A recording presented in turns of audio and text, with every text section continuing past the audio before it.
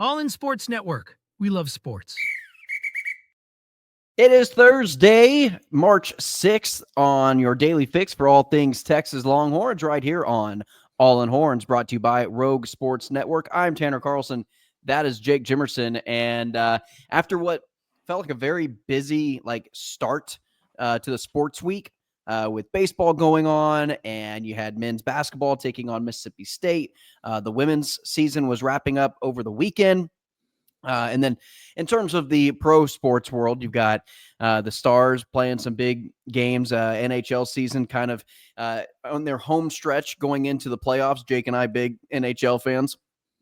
NFL draft is going on. And so as we prepare for March Madness, we are kind of getting out of the dead period and into some actual meaningful sports as we approach getting into March, April, and then obviously come playoff time for the NBA and NHL as well. So, but right now, kind of in this middle of the week part, seems like it's a little slower. We're going to talk about the big win at Mississippi State for the men's basketball team and the big performances that we saw out of Tremont Mark and Trey Johnson to lead the Longhorns to that win.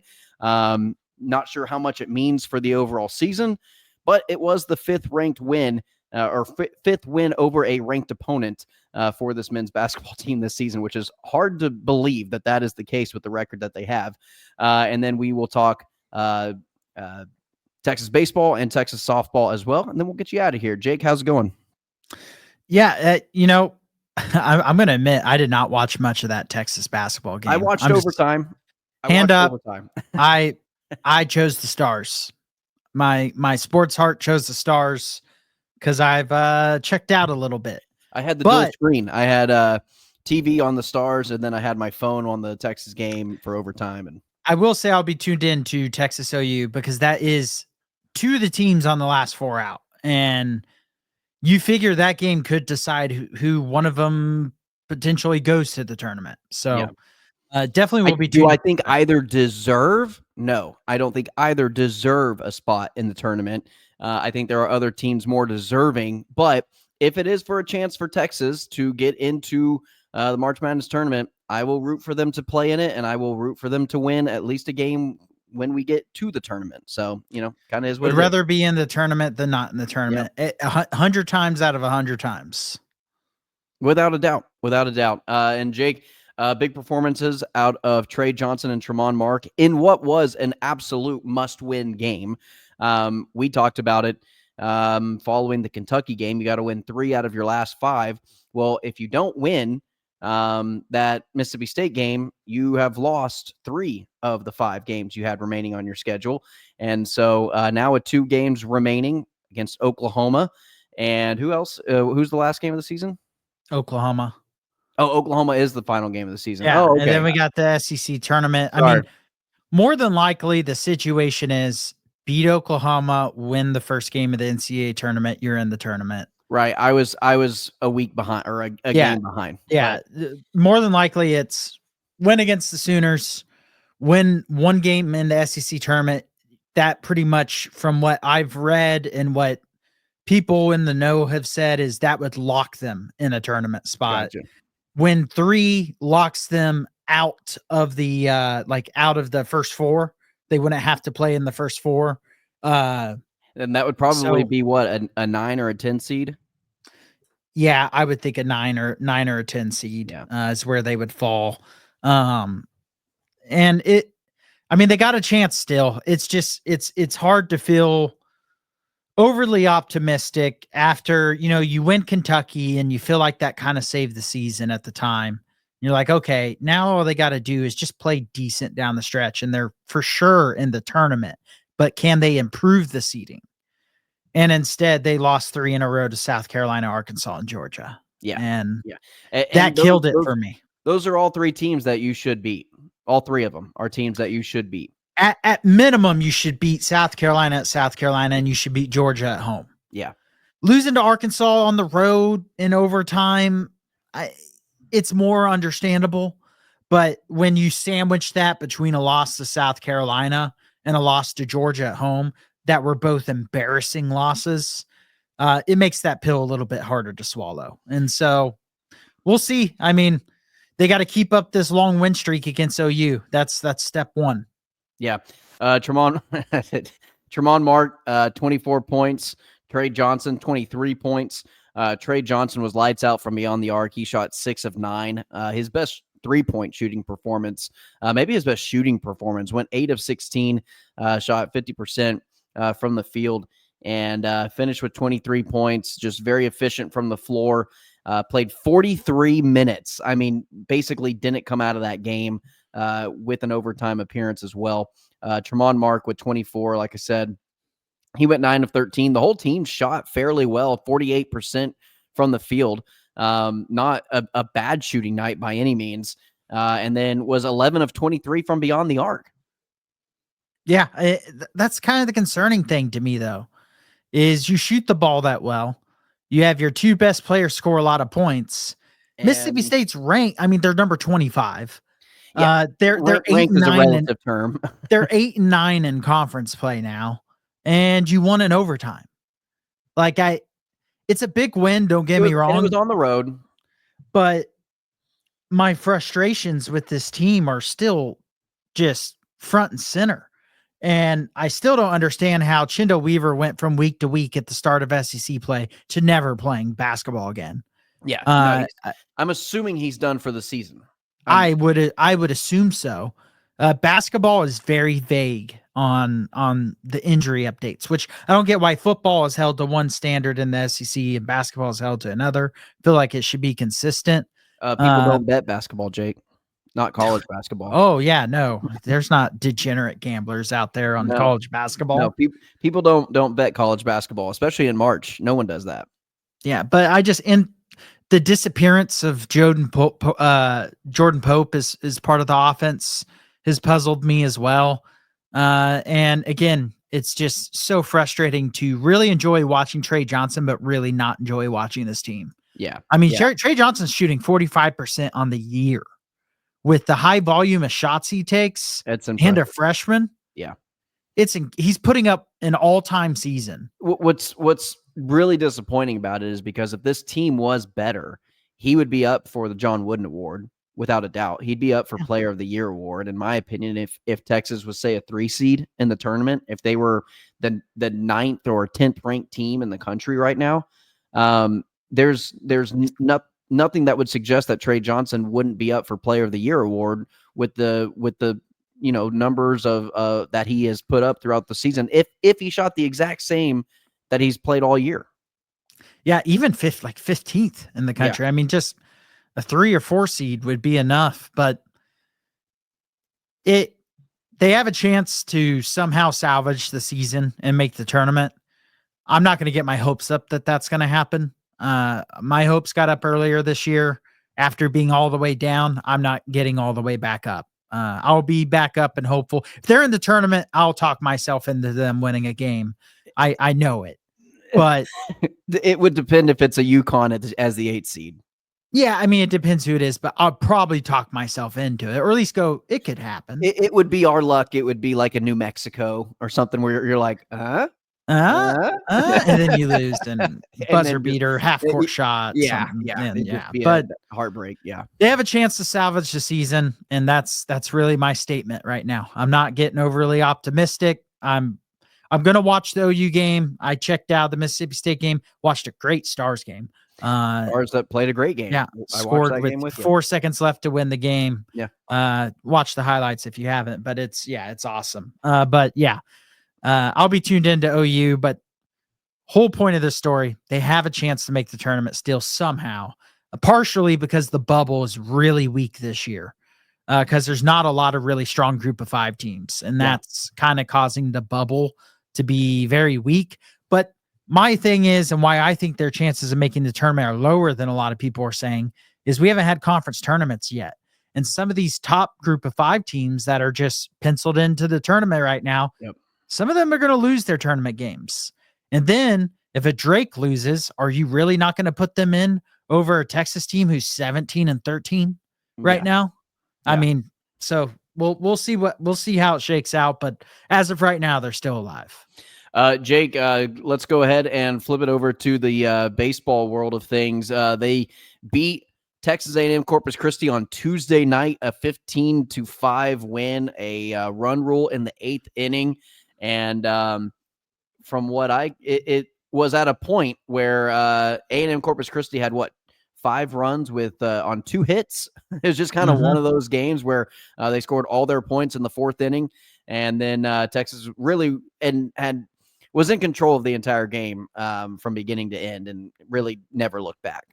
Yeah, it was close in that 4th. I mean, Corpus Christi was up, I think, 1 run, but then Texas had 1 big inning, and then the game was over from that point on. But it's just continuing. They dropped some of these games in the last couple of years. And it's pretty normal. I mean, if you look across the SEC scoreboard, a lot of teams are getting upset on these Tuesday night games and these games against these mid-major schools. There's a lot of teams in the SEC losing this year, a lot more than normal, to the point where you almost start to wonder, is the SEC in baseball not as strong this year? And we're going to continue to find that out. I mean, obviously A&M is not close to what anyone thought they were going to be. What's happening in College Station? They're just above 500 is what's happening. They're 6-5.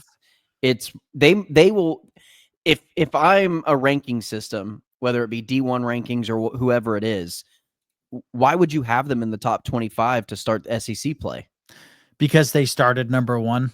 Yeah, but what would that matter? I mean, again, don't get me on a tangent about ranking systems and why preseason rankings shouldn't have any effect of going into, say, 3-4 weeks into the season. You know what the team is by that point. Just be wrong and say you were wrong, and rank the teams appropriately where they should be. In Texas A&M should not be ranked at this point in the season, following five game losing streak. 4-game losing streak. Then they beat Rice, who's terrible. And then this year. Rice has been good in baseball in the past. They're not right now. Yeah. And then they lost to UTSA, who is a good team, but still someone A&M would expect to dominate with the roster they have this year. And they're sitting at 6-5. They're beating Texas Southern right now as of time of recording. Ooh. And so, I mean, they shouldn't be ranked. I don't think they have a single good win yet. Like, I don't think they beat a ranked team. Maybe an Aggie will jump in and say I'm wrong, but you also had OU getting run rolled by Dallas Baptist. Their first loss of the year. They do have a couple top 10 wins. So OU has climbed up the rankings in a legit way. But Florida, who's number 7 in the country, lost to UCF 13-3. And so LSU was struggling with North Dakota State, ended up winning 11-9. Tennessee was struggling with Radford for a little bit, but then they blew that open, ended up winning 22-9. But you're having a lot of these games that are really close, and Texas just continues to take care of business. Yep. And that's exactly what you want to see, because guess what, folks? SEC play starts next week.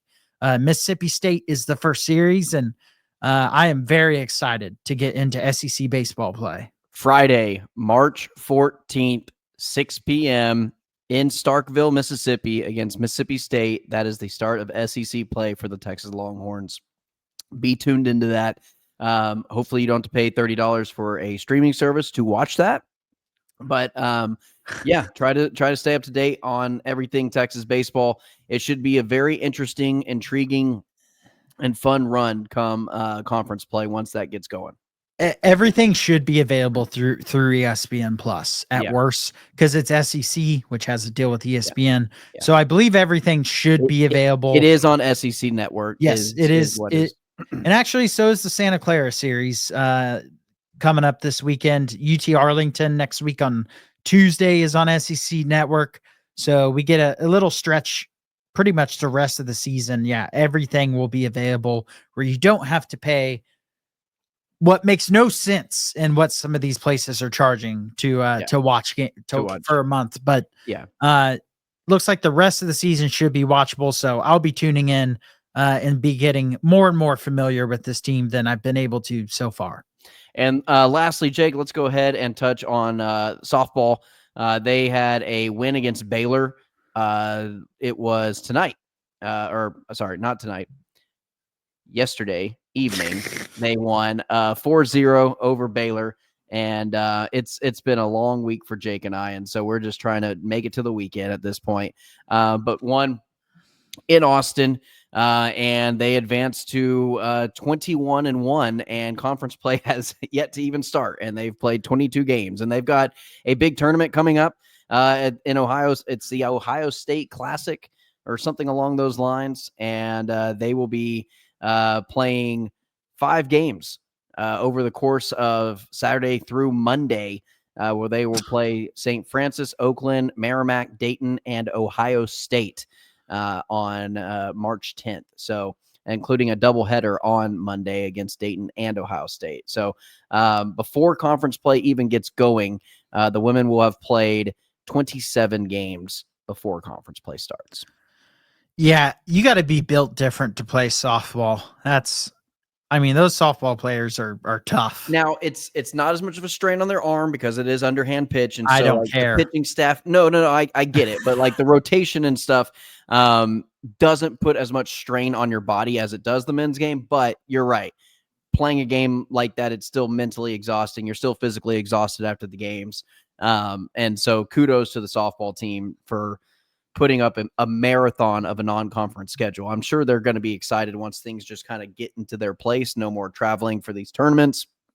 But hey, they are going to be battle tested and ready to go come conference play. That is without a doubt. Yeah. And they've played a mix of kind of some weaker teams, some tougher teams. And so I think it'll be good for them because the SEC play, much like in baseball, is going to be a grind. There's a lot of really good softball teams. Texas should be right in the thick of it, competing for the top of the conference with Oklahoma, with Florida. That should be your top 3 is Texas, Oklahoma, and Florida. But there's a lot of other good teams that you're going to have to go through to earn that top 3 spot. Much like the ladies did in basketball, the ladies are going to have to do that in softball and just really fight through the tough schedule and find a way to knock off some of those top teams as well. And where the men will start conference play on Friday, the women will start their conference play against Florida on Saturday, March 15th. What a series to start it out. Yeah. So that'll be a Saturday, Sunday, Monday series, all at Florida in Gainesville. So again, SEC Network, tune in. If you got ESPN Plus, you should get those games. Support the men and the women, especially as they get approaching into conference play. Once conference play starts up, Jake and I will be more on top in terms of like actually watching the games. There's just it's a little easier. It's just easier access to actually watch the games. So yeah, I found some YouTube streams that were showing the games, but those aren't the most reliable. And I'm sorry, I'm just not going to pay $30 for a subscription to watch 3 games. Nope, don't blame you. Well, Jake, that's going to do it for today's episode. Again, men's basketball, they've got Oklahoma coming up on the docket. Women's basketball, just FYI, they will play Friday night, but they don't know their opponent yet. And so once that gets settled for their first round SEC game on the women's basketball side of things, we will get that news to you as well. So for Jake Jimerson, I'm Tanner Carlson. This has been your daily fix for all things Texas Longhorns right here on All In Horns. And as always, ladies and gentlemen, welcome. All in Sports Network. We love sports.